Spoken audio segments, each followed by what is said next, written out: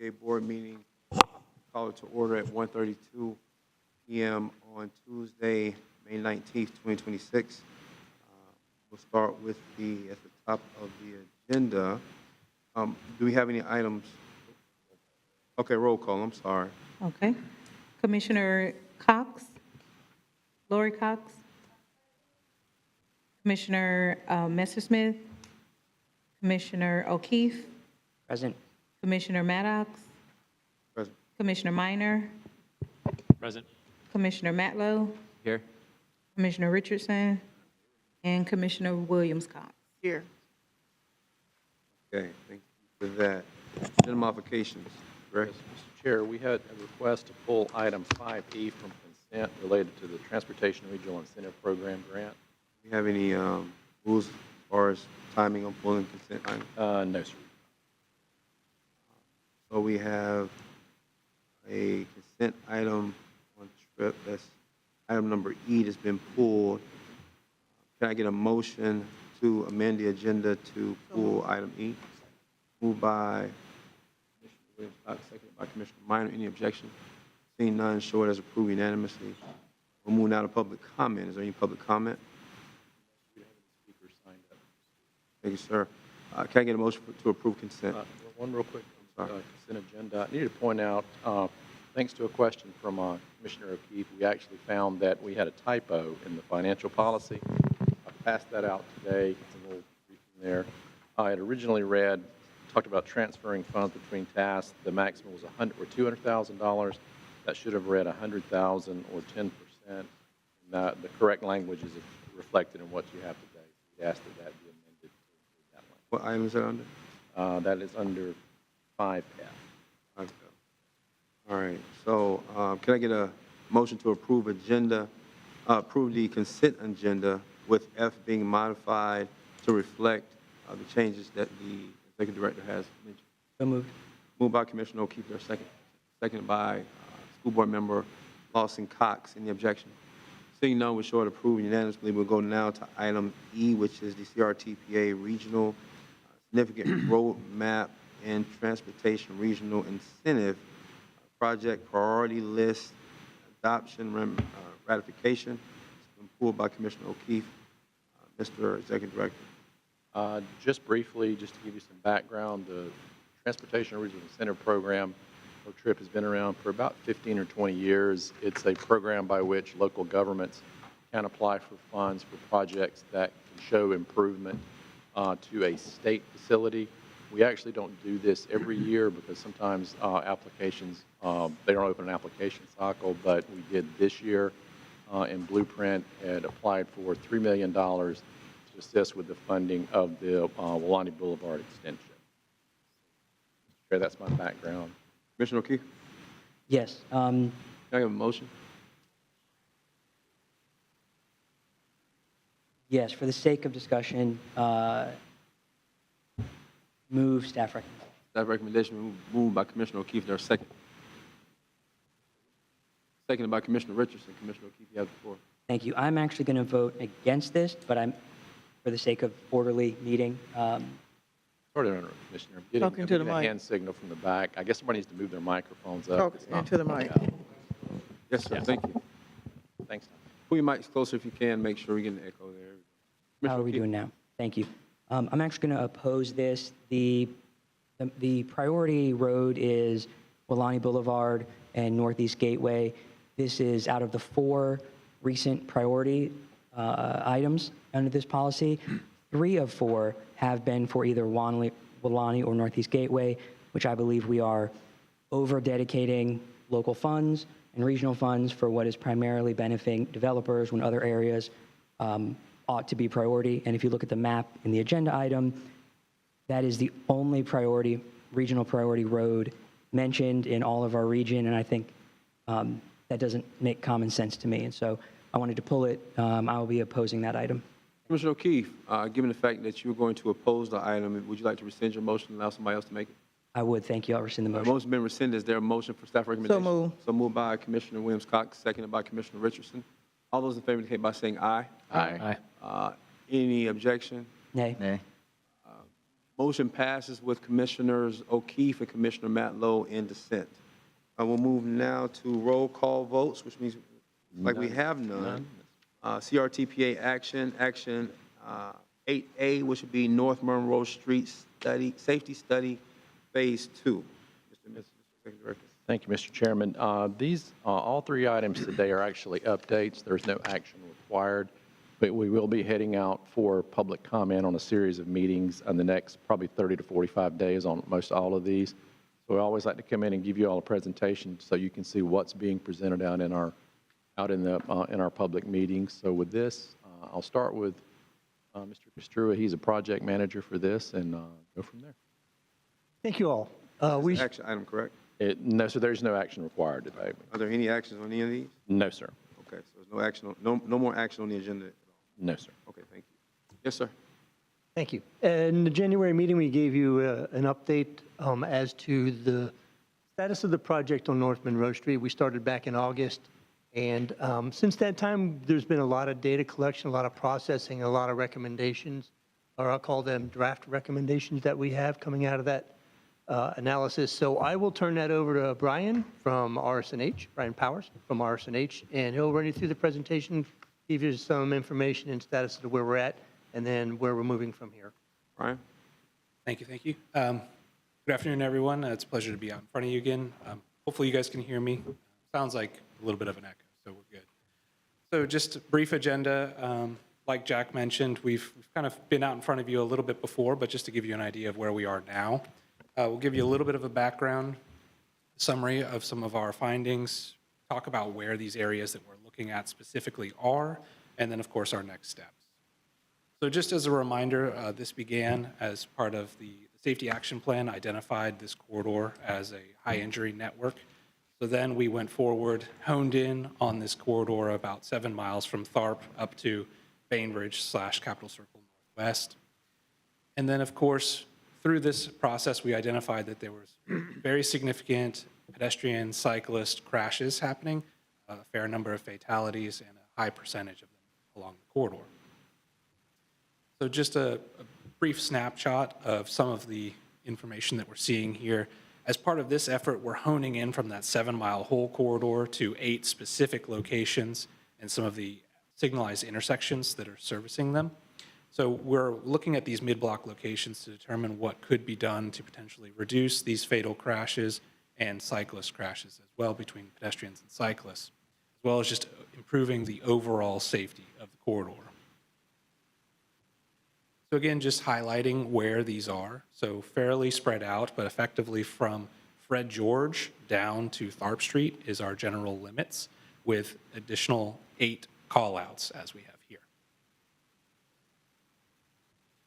So I did want to highlight a handful of these, and hopefully they'll work. They were working earlier, but effectively, this is a good example of why we are doing this study. And I will preface that none of these are actual crashes, but many times there's people close. So here you can see vehicle to vehicle going through. I'll see if I can get the next one going. Some more vehicle to vehicle happening. So we want to increase safety not only with pedestrians and cyclists, but also considering all modes. So here you go. Here's a pedestrian that chose to cross basically right in the middle while traffic was actively coming through. Start the other one. See, they stopped kind of in the middle of the crosswalk and the short leg. And then just a couple more just because I think it hits home. There's a cyclist that was waiting in the median space and then going through. There's a scooter kind of jumping through. So I like to show these videos, one, because they're not actual crashes, but two, they really highlight just how close we can be even without collecting that crash data. Any one of those, give or take a couple seconds, would have been one of our data points that we like to consider, and thinking about just the general safety. Up on the board now, you definitely don't have to read through the entire thing, but just to give you an idea of what's going on, we were making potential improvement recommendations in our middle column there.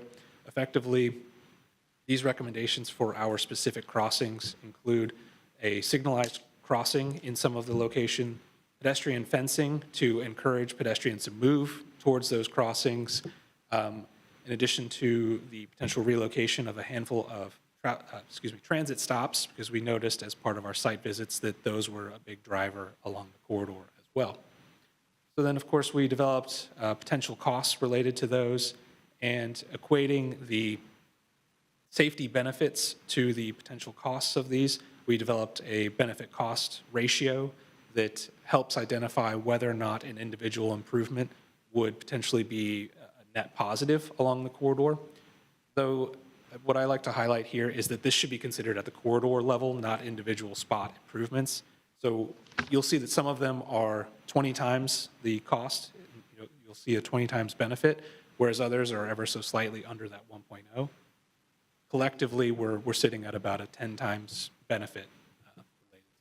Brian, safe to say that we could prioritize those by the BC ratio? That would be a way to do it in the most basic sense, but I would say, and that's why I bring up the point about the corridor look, collectively implementing them all together creates a overall safer corridor because it's more consistent level of improvement and throughout, both on the pedestrian cyclist side, but also for the motorist that's going through, the improvements, if they're a little bit more consistent, their vision and they're anticipating a similar format. Commissioner Minor, if you could be prepared to. Thank you. Yep, absolutely. So just brief highlights. So as part of this effort, which originally started in '24 as part of a grant submittal, we've actually been continuing on in different capacities. In '25, the grant that we submitted was actually accepted. So there's actually $21 million set aside for these improvements along the corridor, or the improvements as they shake out to be in the very end. But as part of this particular effort, we went out and did a field visit for about 7 hours in each of these locations, just to see what the crossing patterns are, and more so where the people are going and the volumes. So understanding that some of these limits where people are going either between certain businesses or between transit stops, like I mentioned earlier. This is an example, and in each one of these we'll go through, I'll start going through them a little bit quicker, but just to give you a rundown of the first one. There's a metric called pedestrian level of traffic stress, which is effectively your comfortability along the corridor.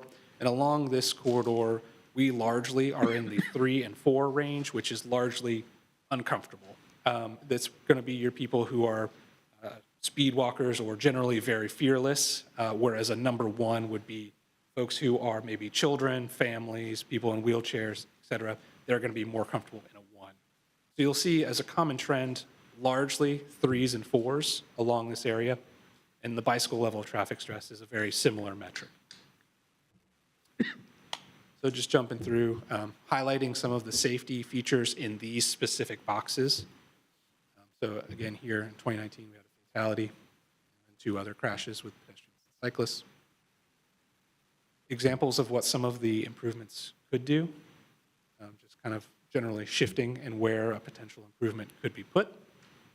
And then again, highlighting that benefit cost. So in this particular example, a roughly 16, near 17 times benefit could be conceived from this value of improvement. And then some high-level concepts of what this may look like if it were put onto the ground. And then kind of moving through, as I mentioned, these are all going to look very similar. So I'll go through them. Again, in our 4s, several crashes in the area, 1 bicyclist pedestrian. Unfortunately, no fatalities, but there was 1 in 2015. This one is a little bit on the lower end. We were considering pedestrian fencing in this area. The 3 were right near the Walmart on the north side, just north of I-10. Again, level stress 4. In this finite area here, series of crashes. Moving through on this one, the level improvement. So when Brian gets to the one that are actually, he's showing you the improvements, kind of like in the overhead, if you want to move to the design. Yeah. Those are in coordination with a resurfacing project that the department has going on now. So some of the things that were in the original plan are incorporated into that, and then you see these other plans not in here. You just can see the fence in here, but those are the design plans for the resurfacing project.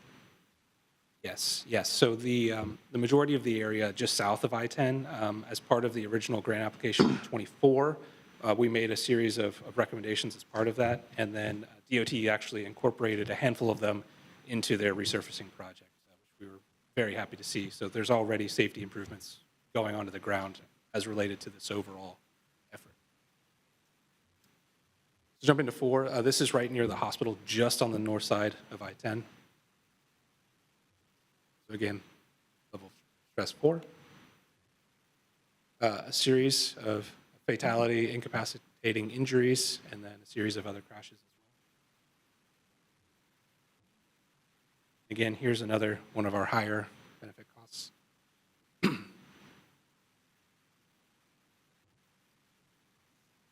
So with this concept, you can kind of see just on the directionally would be north side of that hospital there is where we were considering.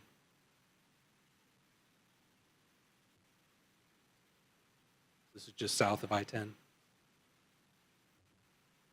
So slightly better level of pedestrian stress due to the sidewalks being in the area, though they are quite close to the roadway, still not a perfect condition.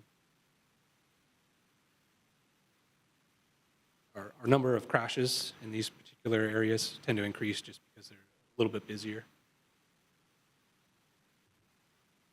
This is one of our higher ones, about a 22 times benefit, conceivably, if this was put on the ground. The example, this is roughly just south of I-10, effectively.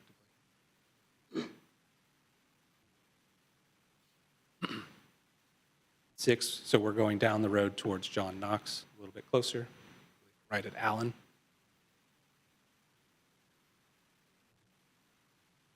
It's about 162 crashes here, so as you can see, the crash numbers are pretty high, consistently south of I-10. This one is a little bit lower, but that BCR, anything above a 1.0 is considered a net benefit. And the major feature here that's considered in the benefit cost analysis is the severity of the crashes that are experienced. So as we were looking at earlier, all of those near miss incidents, any one of those could have been a fatal or serious injury, which would effectively drastically increase the benefit related to these improvements. So another example here, right here, Alan. So we have 8 total, so sorry for zooming through. Here we go. This one is ever so slightly better, level of stress 3 for both conditions, because there are bike lanes and there are sidewalks, but they are relatively tight against the roadway, so it's still a moderately uncomfortable experience. So again, our crashes are increasing here. A little bit over that, under that 1.0.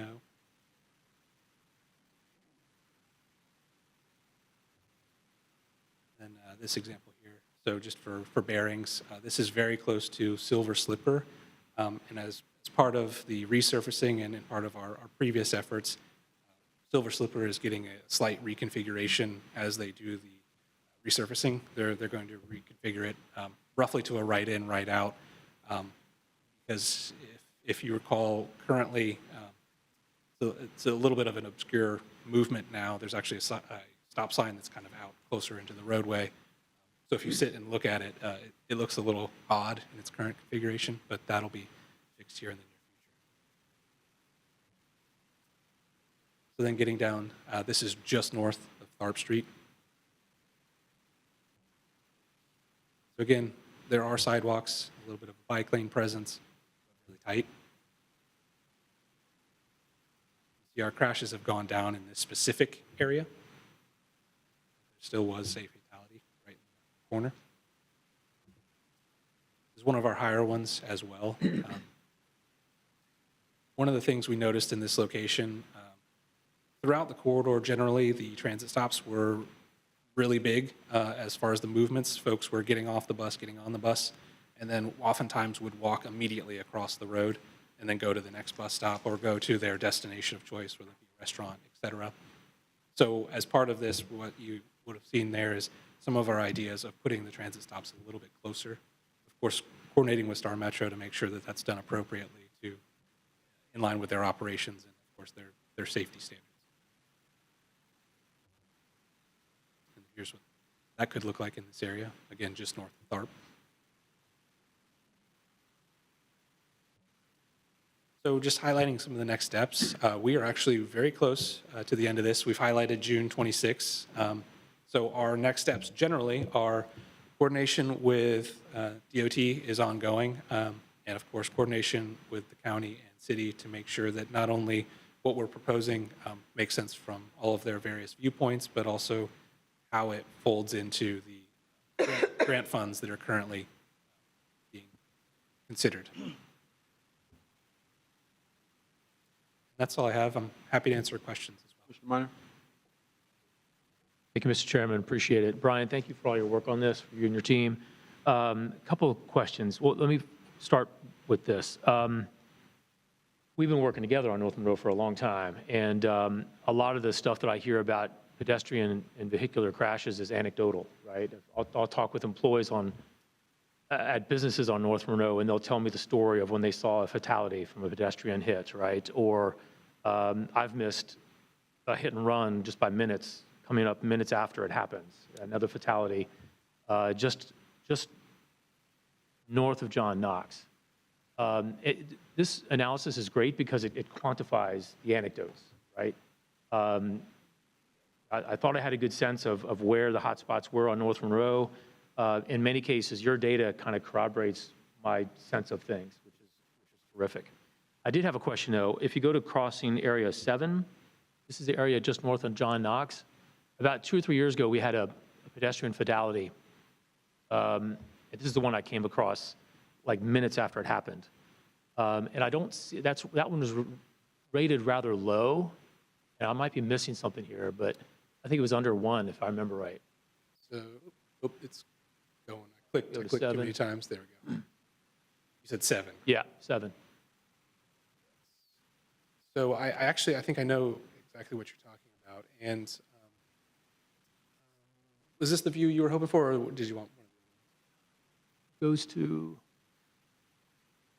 actually, that segment is probably just south of where the actual pedestrian fatality took place. I mean, it was probably just north of John Knox. Yes. So and this is where I was trying to highlight is as part of this particular effort, we did the initial 7-mile corridors previously. So a lot of that data was also picked up there.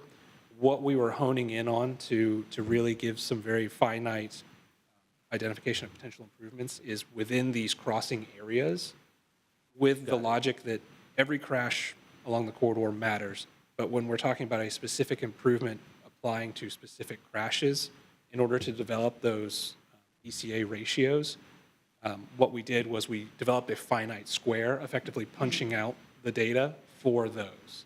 So yes, I think I actually know exactly what you're talking about, because there were a handful of other fatalities that were also not included in this specific analysis, but they were pulled into the initial and as part of the grant efforts that helped win the funding for it. Got it. So that other data that's not included in this analysis has been incorporated in the SS4A grant application as part of the improvements that is specified in that application, correct? Yes, absolutely. Okay. Yes. So in other words, to sum it up, that data that I'm talking about, that one specific instance, just as an example, is not falling through the cracks.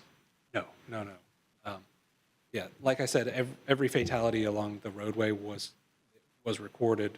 We considered that as part of the main 7-mile corridor review. Yep. All of those hotspots and that information was incorporated into the grant, which helped fund it. This is very much a tightened, very specific look at these locations. Realistically, you can make a case that if this series of improvements would be put on the ground, that the entire corridor would be benefited. That's one of the benefits of considering it as a corridor sense instead of spot improvements. Got it. But yes, so long story very short is that we did not forget about that. Okay, Crash. great, great. Well, listen, I want to thank you at RSNH. I want to thank our CRTPA staff for working on this. This has been a long time coming.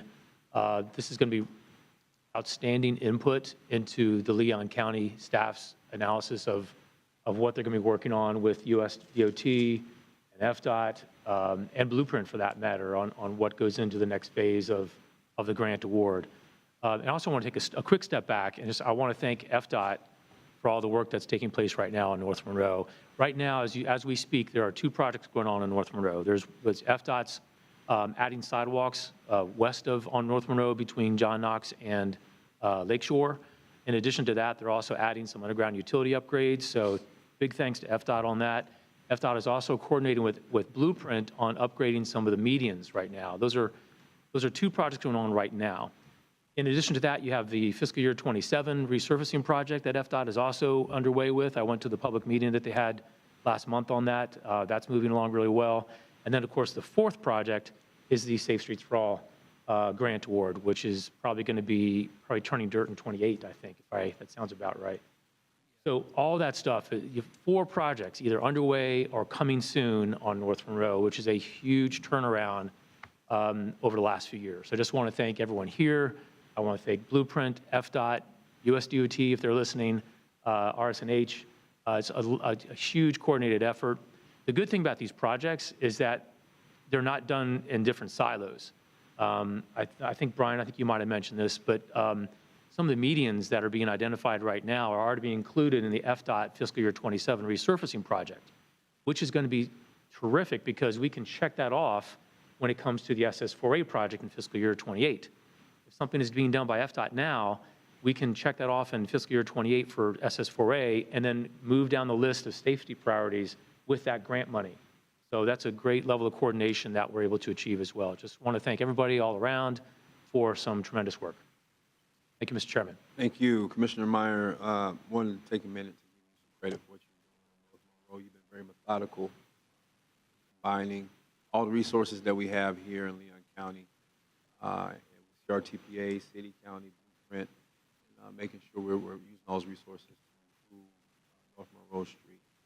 I can say with all honesty that I have not seen an effort be so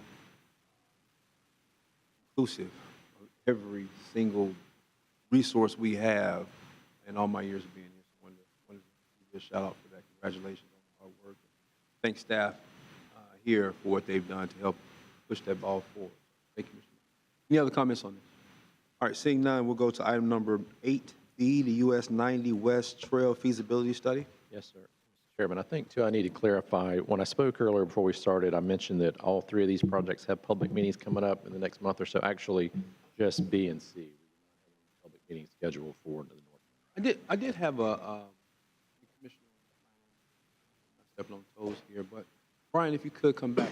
I for a while was walking from the courthouse all the way up to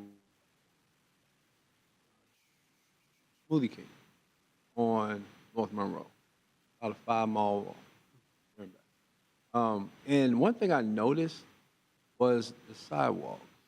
Is the sidewalks, is that a state thing, city, county? Who constructs those sidewalks?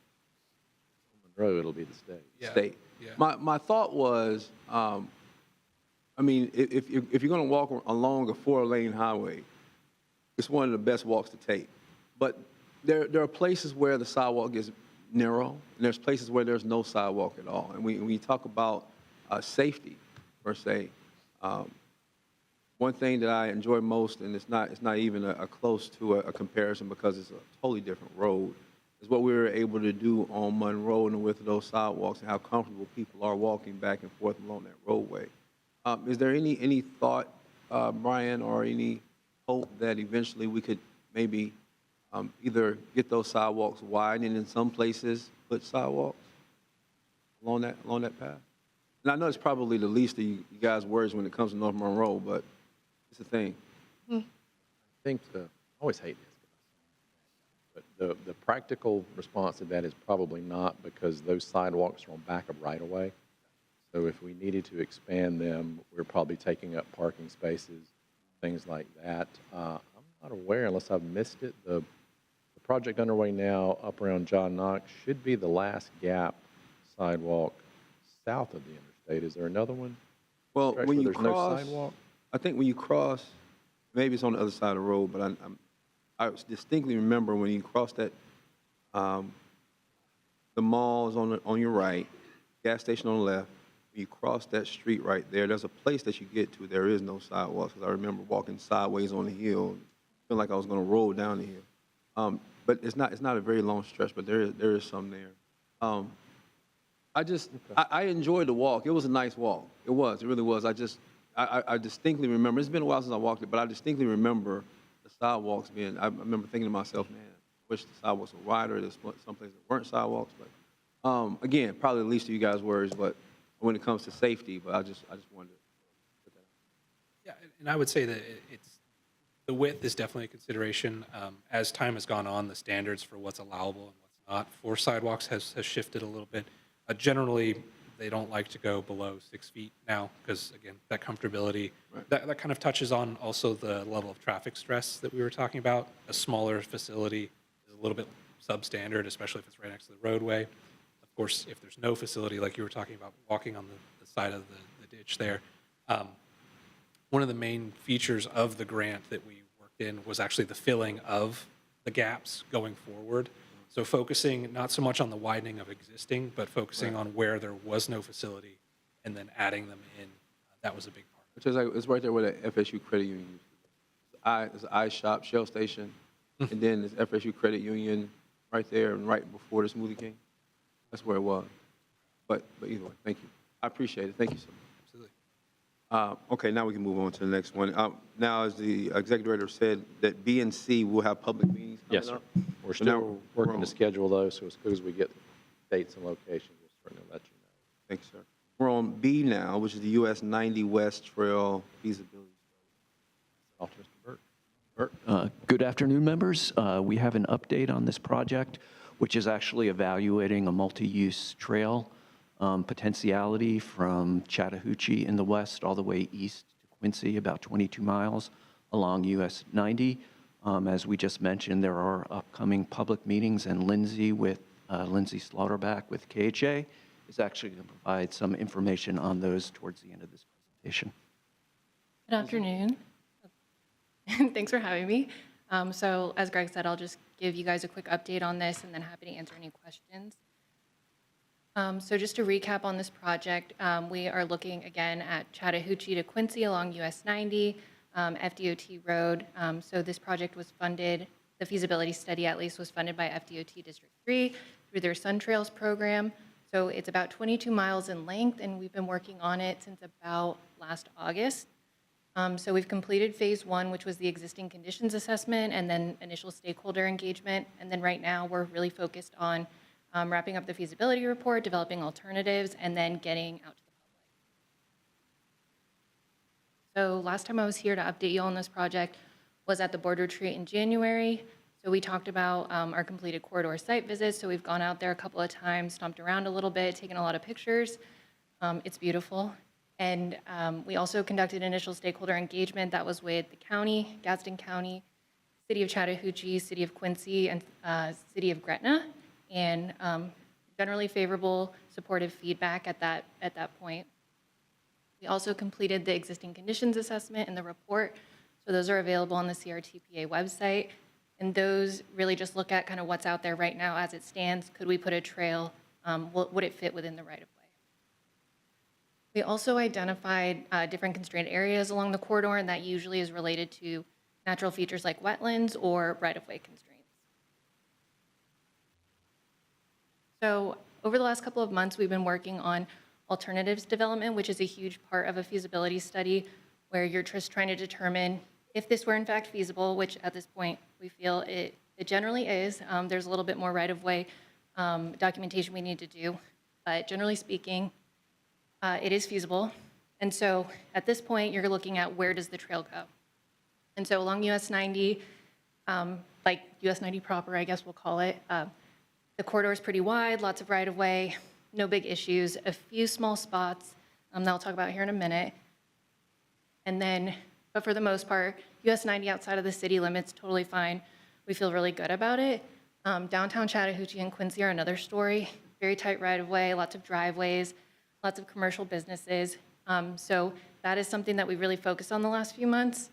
You'll see there's a few other locations on this map. Hazel Green Road and Mount Pleasant Road, small little area. It looks wet on a map, not really wet in actuality, so something needs to be done there, but we're determining that now. There's a bridge north of Gretna city limits, also totally normal for a trail project, boardwalking, something of that sort. We're looking at those options, and then some safety concerns at the US 90 and Greensboro Highway, State Road 12 intersection. And so out of all those things that we identified early on in the existing conditions assessment, again, Quincy and Chattahoochee are our biggest barriers right now. So we've been spending the last couple of months working with CRTPA staff, coordinating with the cities, just trying to determine what are some options for where we could put the trail. And if it's not a trail, where could we put on-street markings, signage, that kind of thing to create a clear route. So in Quincy, we have several different options. You'll see alternative 1, south of the city. That's kind of with the mind that this is part of a regional trail system. People are just trying to go on long distance rides. So we put that in there, but it does kind of circumvent the downtown, which a lot of times these trails are really great for economic development. So with that in mind, we created 2 and 3, which go right through the downtown. Last time I was here, we talked about the donut shop downtown. So those options both incorporate that and make sure you can go there, or the chop house, and just kind of ride through the neighborhoods, which are really beautiful. And then in Quincy as well, there's some additional route considerations. So those are in dashed lines on there. So just something that we looked at, but since we're so early in the process, we didn't want to make it a formal alternative. And those kind of require more conversations with the city, the county, and then the public as well. And then we have City of Chattahoochee. So we've really narrowed it down to just these 2 alternatives. We had a lot more lines on the map, but if y'all don't know, Greg Slay lived in Chattahoochee at one point in his life, so we've done a lot of great searches looking. Was the, yeah, for clarification, the city, the city. That one passed. That was good. Yeah. The city. We deserve an answer. That's all you're getting. I was wondering why Protected by that face HIPAA, was so. familiar. I'm sorry. No, I'm sorry. That was too good to pass up. Yeah, no, I had to tell you all. It's important information. Yeah. So we've driven around Chattahoochee a lot looking for his childhood home, and in the process, we developed these 2 alternatives. So one of which goes south of the city, again, similar to Quincy. Again, kind of that regional trails perspective, a little bit more out of the way, recreational riders. It connects right down to a utility easement and a park, so it kind of drops people right down, but again, takes you out of the downtown. And then our other alternative is just going through US 90 through the downtown, which has been resurfaced, and there was a project that went on maybe a year ago or so. So it's a little bit nicer for cyclists right now. There's sharrows on the ground, reconfigured a little bit, so that is our second option. So Chattahoochee, a little bit easier than Quincy, smaller city as well. So those are the alternatives. So public engagement is another big part of it. So we created a public story map, so that is online, available to the public right now. We'll get the alternatives up there now that you all have seen them, and we'll update them if you have any comments. We also did some pop-up engagement in March, just trying to get a temperature for interest. In Gadsden County, it seems like people generally like trails, but it's not like Leon County or Wakulla, where you just have like tons of people coming and more interested in the trails. So we did some of that just to get out there, get the word out, talk to people.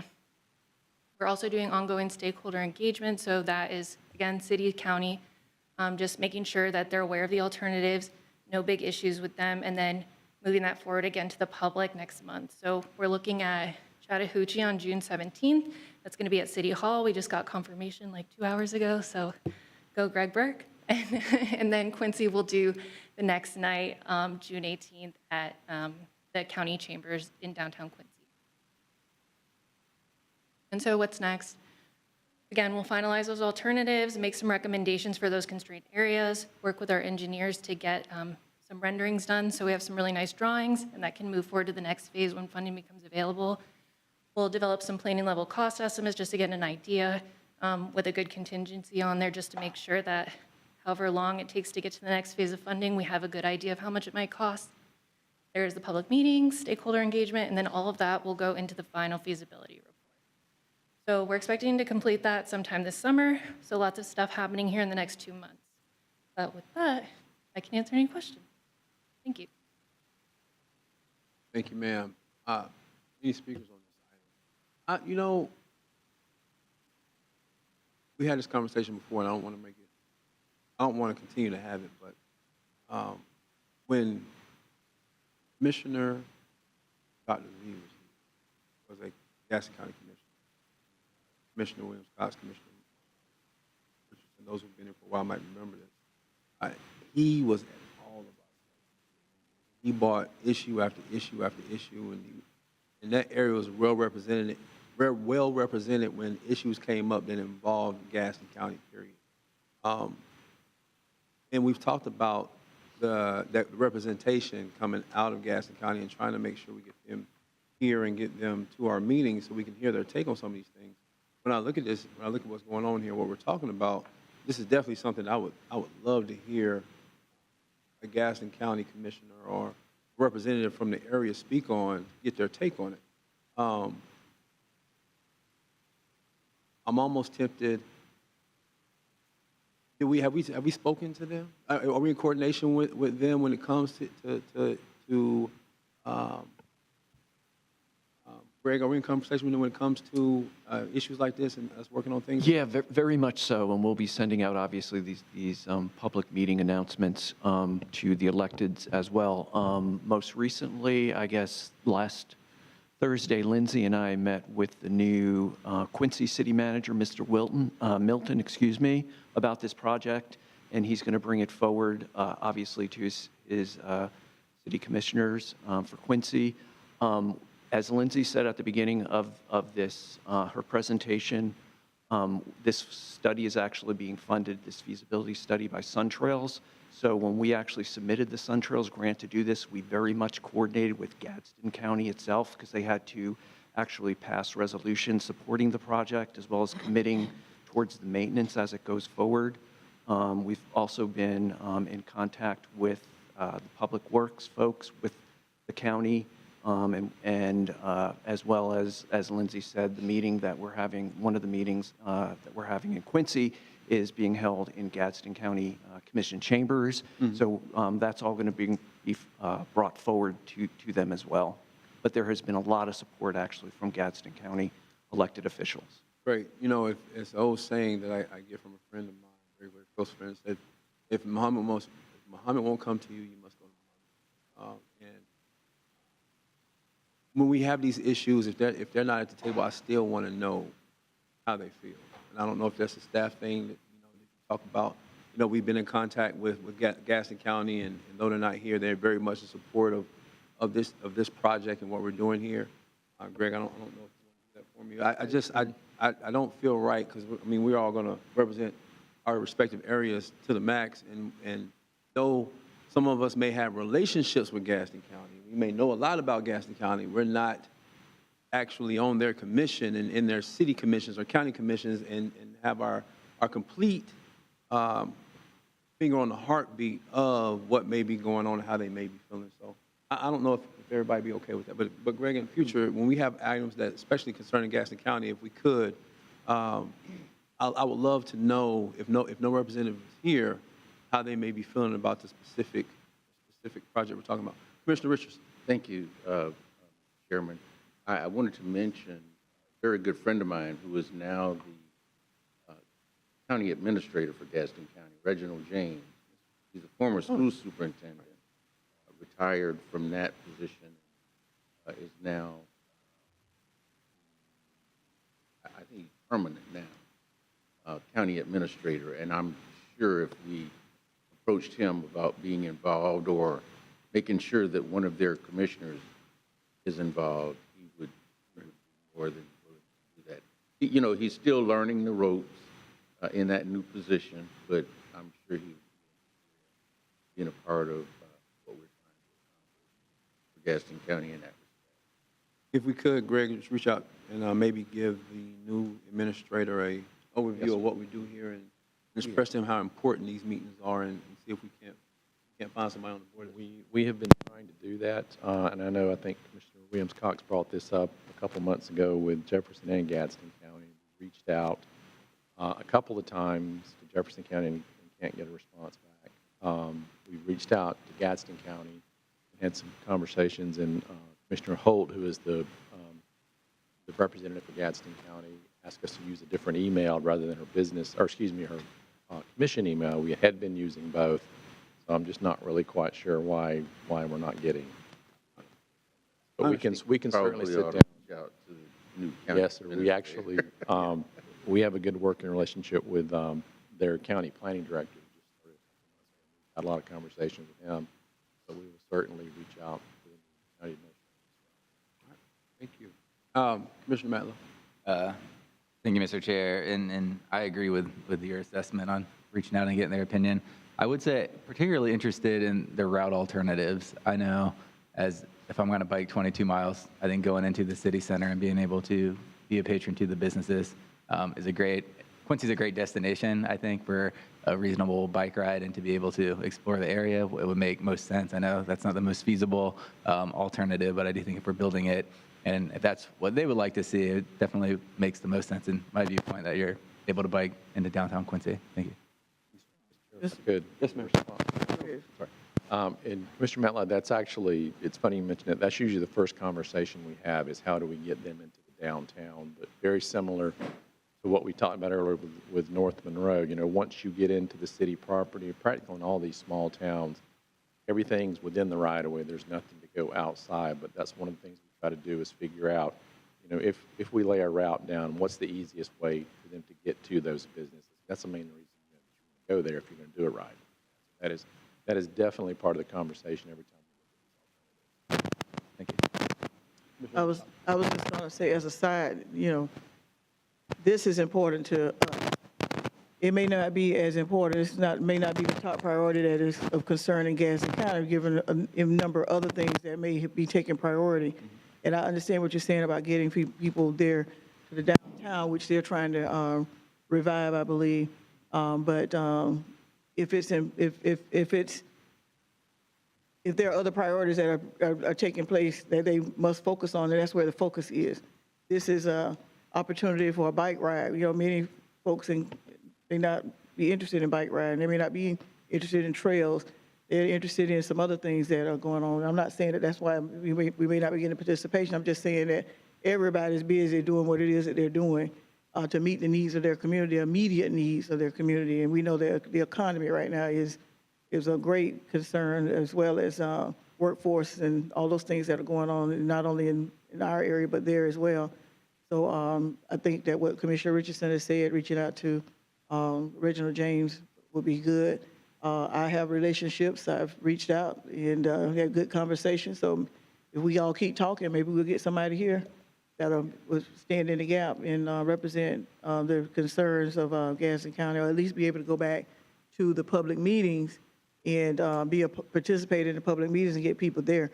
Because the meeting that's going to be at the Gadsden County Commission Chambers, which is right there downtown, I've been there many times, and the only time that place is packed out is when somebody coming to something controversial. This is not controversial. The city manager been arrested. I'm sorry, this is not controversial, but hopefully we can get some people there to provide some feedback. Thank you, Mr. Cox. And that's in the spirit of what I'm saying. You know, they do have a lot of issues that they may deal with. We all have a lot of issues. But, you know, this may not be a priority to them. I still want to know how they feel about it. So, you know, if they're not going to come to the table, like I said, if Muhammad's not going to come to you, you got to go to Muhammad. I at least want us to have a conversation with them and staff be able to say we spoke with Gadsden County, like you said, Greg, and they're very much in support of what we're doing. So then we, as electeds, are sitting at the table representing our sister government, can ask the questions and express the concerns that they may have if they were sitting here, because we are here. And we should be as concerned about what's going on there as what's going on in our own jurisdiction, because this is a regional board. So great point. And that's the spirit in which I speak today. Not that we try to force someone to be here, but that in everything we do, we're reaching out to that local municipality to make sure we get a take on how they're feeling about what we're doing. We're able to report back to this regional board on how they're feeling. So if they're not here, they can still be represented in some shape, form, or fashion. I appreciate staff working on that for me and doing that for us. All right. Thank you, Greg. Thank you, Lindsay. Anything else on this item? All right, seeing none, we'll go to item C, Tallahassee to Havana Trail, Orchard Pond Greenway Environment Impact and Alternative Study. Mr. Executive Director. I will pass it off to Mr. Burke again. Mr. Burke. Good afternoon again. So this is an update subsequent to the January retreat regarding the Orchard Pond Greenway / Tallahassee to Havana Trail. This project actually incorporates the Leon County portion of the Tallahassee to Havana Trail. And with us today, we have staff from HAF who are going to provide an update, including, as you're aware, upcoming public involvement opportunities. Thanks, Greg. Good afternoon, board members. Thanks for having us. I'm Gary Phillips. I'm the project manager for HAF. This is also a Sun Trail Network facility, and also the study is being funded by the FDOT Sun Trail program, so thank you, FDOT. Appreciate that. Melissa Pennington is the engineer record, and she's going to go over the trail alternative options today for you guys, as well as the Ocklawackney Bridge crossing options. Then I'll get back on and I'll talk about the matrix evaluation of those alternatives, as well as our community engagement and our schedule. First order of duty is to realign that with my height. Thank you, Gary. Appreciate that. Thank you for the introduction, and I appreciate everyone's time and attention during this presentation. Get right into it. So this is an overview slide of the regional connectivity in the area. We're going to be focusing on what's smack dab in the middle of this screen, the yellow Orchard Pond Greenway Trail. It's a lot of words. I'm likely going to drop one of those words during my presentation. I apologize in advance. It's both a greenway and a trail, just making you aware of that situation. So moving along into our alternatives analysis, this is the engineering aspect of this project. And these are a few of our reports that we have completed and or working on currently in draft stage. So trail and bridge analysis that I'm about to get into relatively in depth with you all in a few minutes. Drainage analysis, how to handle the water, traffic technical memorandum, looking at the volume of cars along the corridor, and also all of the summarized in a preliminary engineering report due later this year. So I'm going to take you through this trail bit by bit. And we're going to start on the most eastern portion of this. This is the full width of the trail that we are talking about today. And right now, I want to make this easy for you. We're focusing on this area in the first step. So this is between the two existing trailheads. This entire facility is currently maintained by Leon County. They do an excellent job maintaining both of these trailheads. The eastern one, directly connected to Orchard Pond Parkway, has paved parking spots and a porta-john and also like an exhibit sign showing upcoming news. And currently it also has information about our public engagement for this. The yellow portion is within an existing old road bed for Orchard Pond Road. I'll show a picture of that in a few minutes. And then this section of the trail culminates in the western trailhead, which is our beautiful equestrian trailhead. There's railings and fencing for users to bring their halters and tie up there at the fence. And then it's also just a beautiful, like I said, well-maintained by Leon County, wonderfully grassed area. So those are our two existing trailheads, which we'll be maintaining as they are. They're really wonderfully utilized. And then I'm going to talk a bit about what we're doing in this yellow portion in between. So this is what's out there today. It's a little bit hard to see in this picture because it was beautifully sunny when we were out there. The edge on kind of the right and the left side here, there are very vertical cut walls that almost look like clay barriers on either side of this clay old road. Those are essentially our limits in our playground for where we're allowed to play and place this trail where the alignment goes.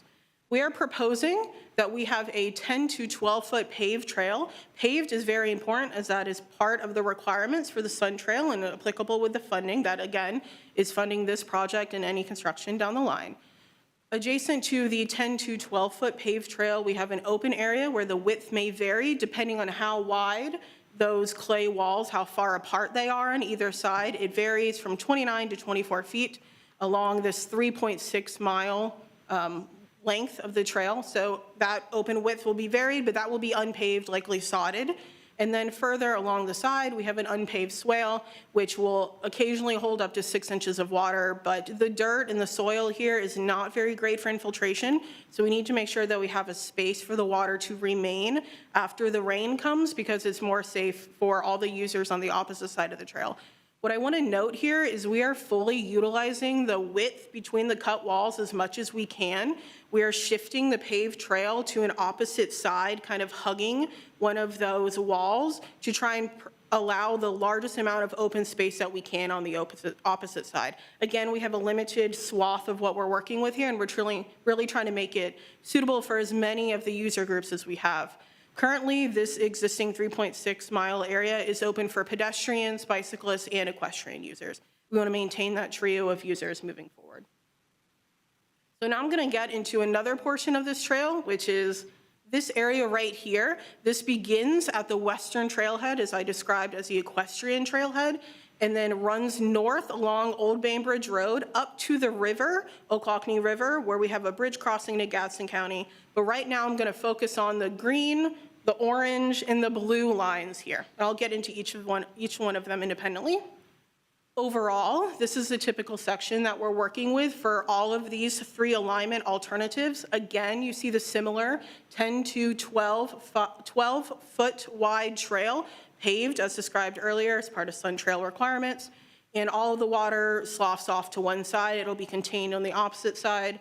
What you can see here is the 2 sod shoulders on either side of the paved trail. I'm not saying they're only going to be 2 feet of sod. A lot of this is in a grassed area, so it's likely that the sod and the grass expands beyond that. But at a minimum, we're talking a 2-foot, relatively flat area at the edge of each side of the trail. Moving on to alternate alignment A, if you're orienting yourself on the right-hand side of the screen, just in between the logos and the Orchard Pond Greenway sticker, is the western trailhead, and then this alignment takes you west along Old Orchard Pond Road, the existing non-tollway road that has some residential properties. You can see kind of the parcel lines and the landowners on the south side of the road, and then it turns north into, onto Old Bainbridge Road. So what's notable about this alignment is it stays within the county-maintained right-of-way. The county not only maintains the portion of the trail that I just showed you in yellow, but it also maintains a portion of this gravel road where this residential properties are. So this alignment sticks within the county right-of-way with the intent to minimize any parcel interaction or parcel acquisition from the private owners here, which is Orchard Pond, Mr. Phipps' property. So this alignment goes along the road and will require that users share the road with vehicles. So that's something unique about this road. As we turn north into Old Bainbridge Road, you'll see that we kind of clip that parcel on the very southwest of the trail alignment. That is a very small portion of that property and will still allow Orchard Pond and Mr. Phipps' family to utilize that parcel to its full extent. Then we travel north along Old Bainbridge Road. We cross the parkway. All of these alignments do have to cross the parkway. That is unfortunately a necessary aspect of this, so we are determining what is the best and safest way to cross that. And then this runs north to the bridge. This is alignment B. It's slightly different. The only location it really differs is along the old road. We are within the Phipps Orchard Pond property here.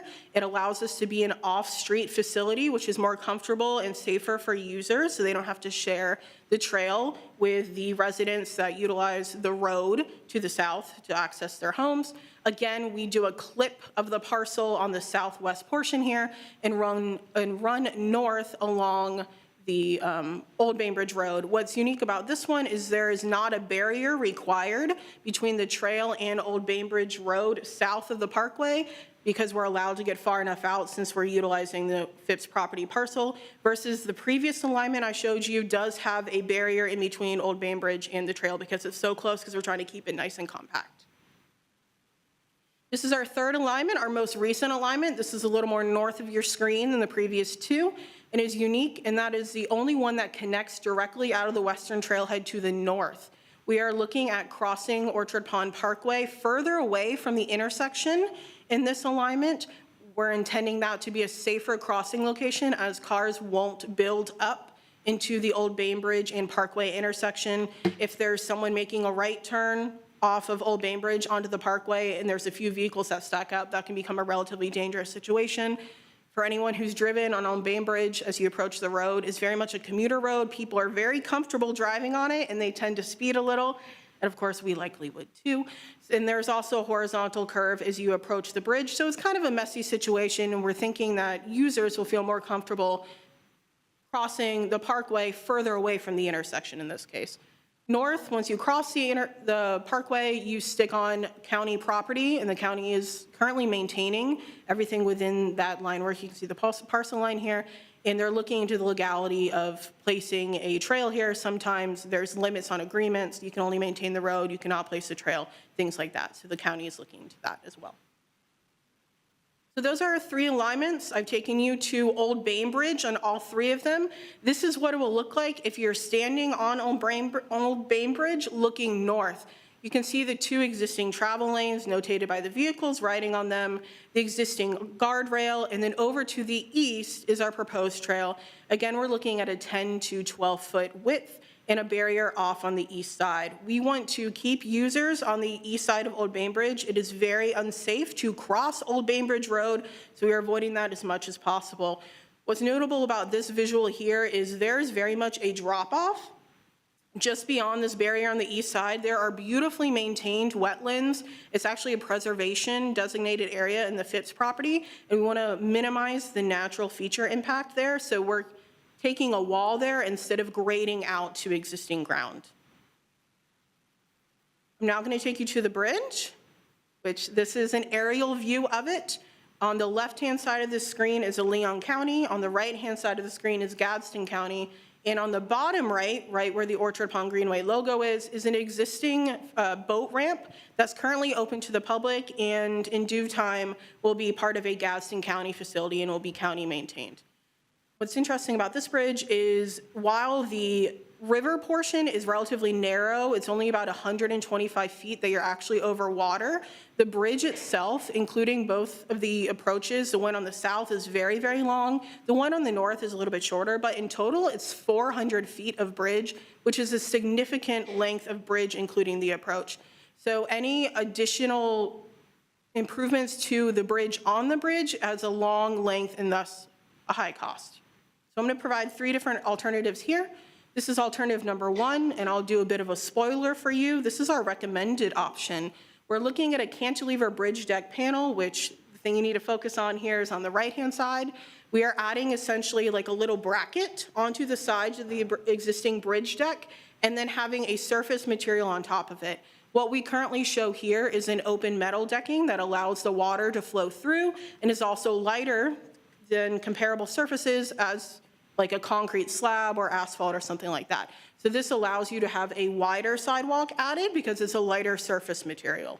This has a lower cost, actually the lowest of all of our alternatives, and this sits around $750,000 for the full length of the bridge.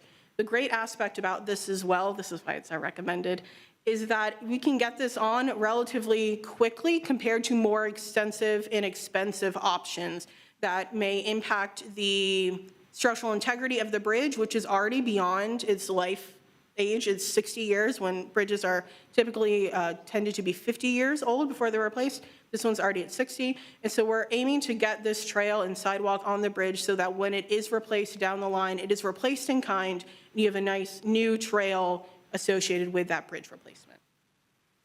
Alternative 2 is bridge widening. You can see this is a 12-foot wide sidewalk on the eastern side, the right-hand side. This does require driving piles into the river and into those wetlands, which I described previously as being very well maintained, untouched. And unfortunately, this would come with a lot of impacts to those areas. This is also a higher cost. We're sitting at about $1.25 million for this compared to $750,000 for the previous alternate. This is about our middle range Mama Bear option. This is option number 3, alternative number 3, a completely separate parallel trail bridge. Again, we're looking at a 12-foot wide concrete slab here. This is essentially building a brand new bridge just like it's described. Obviously, that comes with the highest cost. We're looking at $4 million approximately, and the highest amount of impacts as you have to drive new piles to support this independent bridge along this entire length. This also complicates future replacement of the existing bridge, as this space where the new bridge, the trail bridge will be, would be a good location to put machinery to use to replace the future bridge. So you're kind of taking up that footprint with this parallel bridge. So not our favorite alternative. I'm going to switch back to Gary for the environmental and public engagement. Melissa. So in addition to the engineering documents that have been prepared, these are the environmental analyses that have been done. And I won't go through each one, but they're all in a draft form, and they can be adjusted depending on how the recommended alternative shakes out.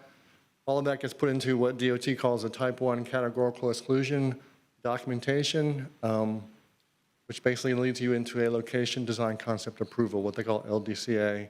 That's what the end product will be for this effort. Okay, so here's our evaluation matrix, and it shows the no-build and the 3 trail alignment alternatives there, alternative A, B, and C, and it's kind of hard to see from this distance, but all of these alignment alternatives are assuming the cantilevered bridge panel is in place, so that's what the cost is as well as the impacts. And I think just to note that some of the differences between alternative alignment A, B, and C is the area of needed property. As Melissa said, alternative A is very minimal. It's 0.09 acres of private property that would be needed. Alternative B is more substantial at 1.84. And then alternative C that comes off from the north side is, again, very minimal, 0.08 acres of property needed. And then in terms of the wetlands, similarly, 0.1 acres for that alternative A. B is more substantial, and then C is very, very small. It does include the protected species listed there as 10, but however, those are will not be affected. So there are 10 species within the area. There are various birds and plants and so forth, but the trail will not have an adverse effect on any of those. And then going on down to the cost, the highest cost is alternative A at $7.78 million. Alternative B does not need the retaining walls, as Melissa describes. That's a substantial savings, $6.81 million. And then the lowest cost is alternative C, which comes off to the north at $6.5 million. So we've had community engagement, public involvement from the beginning of the study. We've done a couple of brochures in the kickoff meeting. We sent out an email blast. We provided direct mailings to all the property owners, including the brochures. We're going to do that again next week. We've got more information to share. All of these alternatives will be in a brochure, as well as the matrix, as well as the map that shows all the alternative alignments. So should pique some interest for sure. We've had individual stakeholder meetings. We've spoken with the 2 major property owners as well and shown the alignment alternatives to them. We have some more meetings with them scheduled in the future. We have a trail user survey that went live on Friday of last week. We put the sign, Melissa and I went out and put the signs out. So there's QR codes that you can hit with your phone.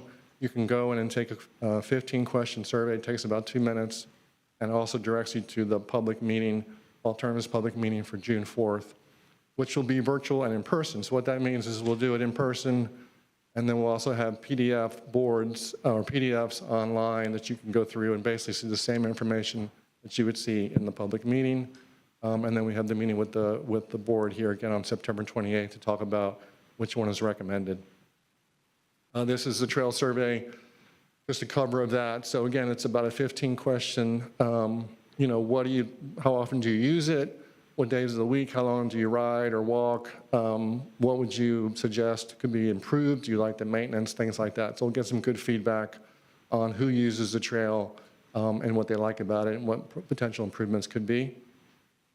This is the advertisement that will be coming out next week for the alternatives, the public alternatives meeting. It's going to be held at Lake Jackson Community Center, which is where the resurfacing project that was talked about earlier was held. Great location to do that. We don't really have a facility right next to this area, so this is a good one nearby. Again, there'll be this brochure with information. The evaluation matrix will be available, as well as the alternative alignments. Last slide, so the schedule we showed you guys last time. So we are at what we're calling the EIAS, the Environmental Impact Alternative Study. We've done the engineering and environmental analysis up to this point. Again, those are drafts. We have the alternatives meeting scheduled in June. Then we have the CRTPA board meeting on 9/15 with the study coming to conclusion in November. In terms of the next phases, final design and permitting would be next. If there is acquisition or if there's property, it'd be a negotiation with the owners, and then construction could begin after that. And thank you very much. We're happy to answer any questions you might have.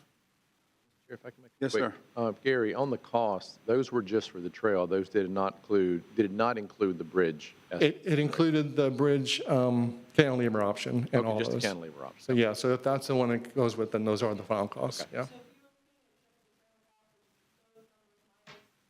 You're looking at just the trail cost, it's those minus $750,000 for the approximate cantilever cost. Commissioner Minor?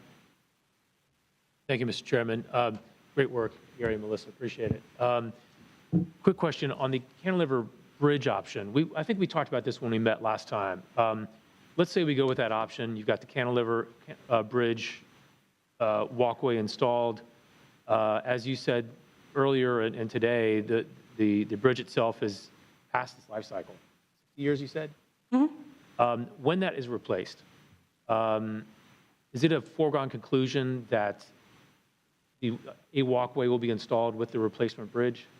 Bridges are typically replaced, I'm looking at DOT actually, for any corrections here. Bridges are typically replaced in kind to what they are existing when they are replaced. So the intent is that having a multimodal facility on here means that when it is replaced, that will be, I keep saying the word replaced, will be constructed in kind for that. That is the intent, yes.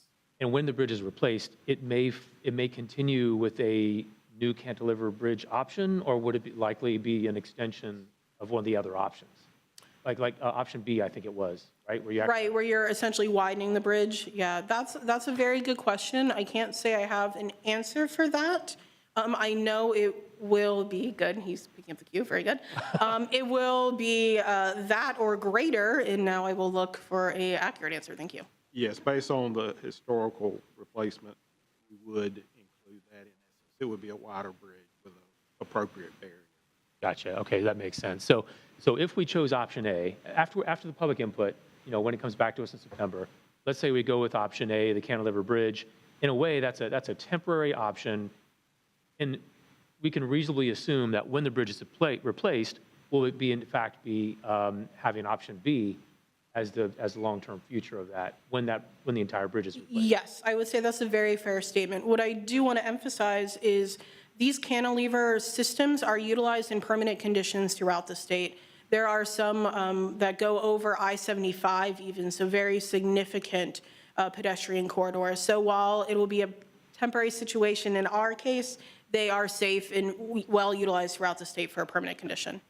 And the load of those cantilever bridges are, of course, they're rated to withstand equestrian use, that type of thing, Sure. The structural analysis to determine what the appropriate construction or structural support necessary, and also the width that's applicable, because we're going off the existing bridge, will be determined as part of the design package. Great, thank you. And then last question. I think it's one of the first couple slides. I think it was you, Melissa, or maybe Gary, but you showed the paved path trail with the unpaved swales along the side. Yes, sir. The unpaved swales is mainly for not drainage, but basically retention of water. Is that correct? That's correct. Is that also used for equestrian use, or are horses expected to use the paved portion, which can be tough on horses? Sure. While it will remain, that portion will remain unpaved, so horses are free to use it, it may not be their preferred. We've had conversations with equestrian user groups, and we went through that conversation about how to best handle all the 3 user groups, including equestrian, which is why we're looking at maximizing that open area in between the swale and the paved to accommodate potentially the equestrian use. Of course, since there are not barriers between any of these paths, the equestrians can flow and utilize the space as it's dry and suitable for them into the swale, or get out and kind of get on higher ground and utilize the open area. Great, okay. All right, thank you very much. Thanks for all your work. Really appreciate it. Thank you, Mr. Chairman. Question. All right, seeing none, thank you. Okay, FDOT report. Mr. Chairman, the department does not have any updates for this board today, but as usual, I'll be glad to answer any questions or concerns this body may have. Questions? Oh. All right. Seeing none? Yes, sir. Brian, as you know, I have been pushing this Speaking to the Orange mic. Avenue project Speaking to the mic. for the longest. Yes, sir. Was that brought up any during the budget negotiations this time? We're actually just about to kick off that process with the department, with our work program development. In fact, the CRTPA staff will be coordinating it with us in the next month or a couple of months to talk about their priority list, which I'm sure Mr. Slay will bring Orange Avenue to the attention of our management team. Is that in Leon Did it move? And Greg, you know, the case is growing, it seems, every day for making that a priority. We've got children now, lots of them, that are walking from the apartments on South Adams to NIMS in the morning. I mean, it on both sides of the street, and it's harrowing. So we've got that. We've got crashes still existing where Althea Gibson Way and Orange Avenue merge from two lanes to one right there at FAMU DRS. We get no relief, of course, during football season when FSU has a home football game.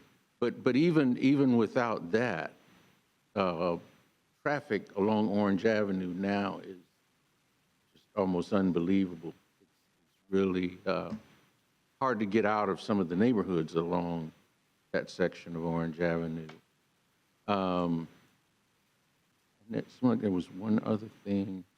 Oh, and the other thing that is an issue is the parents of students at FAMU DRS.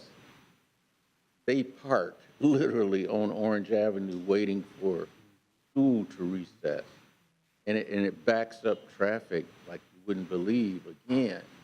And it's a hazard, I think, because you've got people who will come up behind that line of cars not realizing that they are there for, to pick up the kids. And so then they try to get out from. So again, the case for looking at that priority and us really pushing it and pushing the funding for that, it just seems to be building. The case for that seems to be building as we go along. So if we could make that an extra priority, I would love to see that. Yeah. And we'll be talking about priorities next month as well. So that's next month is our annual priority selection process. And Greg, one of the things that's happened in that, one of the areas, I know Commissioner Richardson didn't mention it this time, but he normally does, about the crossing to the store, where the store burned down. Yes. So they're not crossing to the store now, but there are people sitting there on site, I guess, to see what's going to happen to the store, because I drove by and saw some folks just sitting out there. But at least right now, until the store is rebuilt, I guess, they won't be crossing the street, but they'll be trying to get to the store up the way, which there's no sidewalk there for them to get to the store up the way. Just a few things to mention that's still happening in that corridor. And I know that Commissioner Richardson mentions it every time, and I don't blame him because, a shut mouth doesn't get fed. And so we've got to keep reminding, because priorities do change, and we don't want there to be a body count to make a priority change.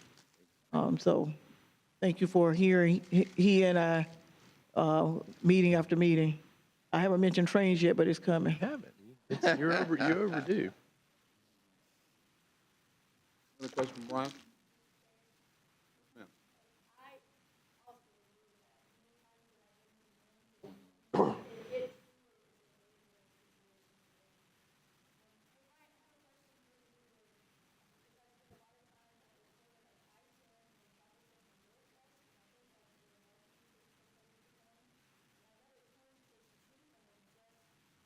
Turn your mic on and speak into it. There we go. You told me that earlier, Jack, sorry. So right there at the corner of I-10 and Capitol Circle Northwest, I think it's north of I-10, it turns just 2-lane. And I know they've just resurfaced that section of Capitol Circle Northwest, heading back toward whatever, south, I guess, on Capitol Circle.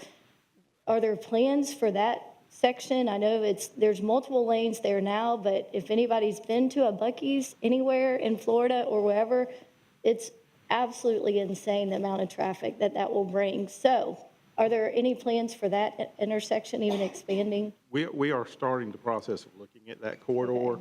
The department has reviewed some very preliminary site plans proposed by the Buc-ee's Corporation. While it all looks nice on paper, we do understand from other areas in the state and in the southeast that the impact it's going to have. So that will probably be something that we end up having a fast track as that development comes to fruition. Great, excellent. And Mr. Chairman, I do have a question for Lindsay, but I think that's later, not right now, right? I'll be right now. Lindsay? Lindsay, hey, how are you? Do you have any updates on any safe routes to schools, any of those projects by chance? I don't think so. I think CRTPA staff has been meeting with like the county and stuff because usually they're the ones who do the application, so they would have the updates. Perfect. Thank you. Here we go. This one wasn't working. So we actually met with City of Tallahassee staff subsequent to the finalization of the Safe Routes study to look at what improvements that came out of that could be implemented within the city for the Safe Routes study that we did for Leon County, or actually it was for the entire CRTPA region. So we will be following up with them on that. Thank you, Commissioner Williams-Scott.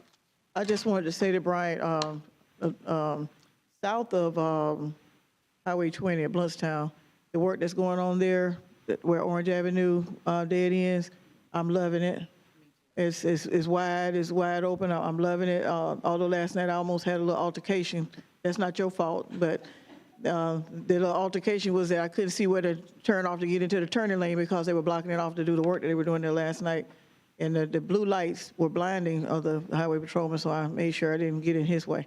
But just wanted to say that is really coming along really well. And, we're always asking for stuff, and so we're finally getting some stuff that we've asked for, and we want to say thank you because it's looking really, really good so people can get to our international airport. And those of us who are trying to get to Orange Avenue and get around Orange Avenue and then byway. So tell the folks thanks. I will pass that along to Secretary Smith as well as our folks at our Midway Ops Center. All right. And I second that, thank you. Thank you. Anything else? Commissioner Richardson? I don't know who this question would go to, but I was just interested in knowing who's responsible for the sidewalk replacement that's going on South Adams, and now they've turned the corner and headed west on Orange Avenue. All that sidewalk is Been replaced? I'm actually not sure if that would be the city or DOT. Brian, do you? I'm glad to take credit for it, but I don't really know if that's us or not. It just all of a sudden it started happening. Yeah, I don't remember seeing that one in the TIP or anything. But yeah, we'll check and see. But Okay, yeah, if you would. Thank you. Any other questions for Brian? Thank you, Mr. Pope. Executive Director report. yes, sir. Just a couple of things to let you know. We had just finished up legal review on the grant agreement for the West Tennessee Safety Study. So I believe it's back in Federal Highway's hands, or soon should be. So once we get that executed, we'll start that process, to get a consultant on board and start that study. Also, too, we'll be doing a couple of public meetings, one in person and one virtual next month for our TIP and our PPLs as well. So Commissioner Richardson, you're welcome to attend one of those. Talk about Orange Avenue, but then we'll be bringing the results of those to you all at your June meeting. And Mr. Chair, that's all I have. Thank you. The CRT information reflects future meeting dates as well as budget utilization. Anything from members? See nothing from members? Just yes, a ma'am. moment. While I was sitting here, I was communicating with my good friends on the Gaston County Commission, and I did get a response from Commissioner Hope. Okay. and she said that she was supposed to be here today, but she had a doctor's appointment, and she spoke to someone, a young lady, about the meeting. I don't know which. Suzanne, I believe. Okay, and so she said she also spoke to the gentleman with FDOT about the bike trail. So she asked that someone, you just give her a call. She gave her cell number. Okay, all right. Mr. Williams-Cox, thank you so much. Appreciate that. Anything else? All right. 2:57, we're adjourned. Thank you. Chairman?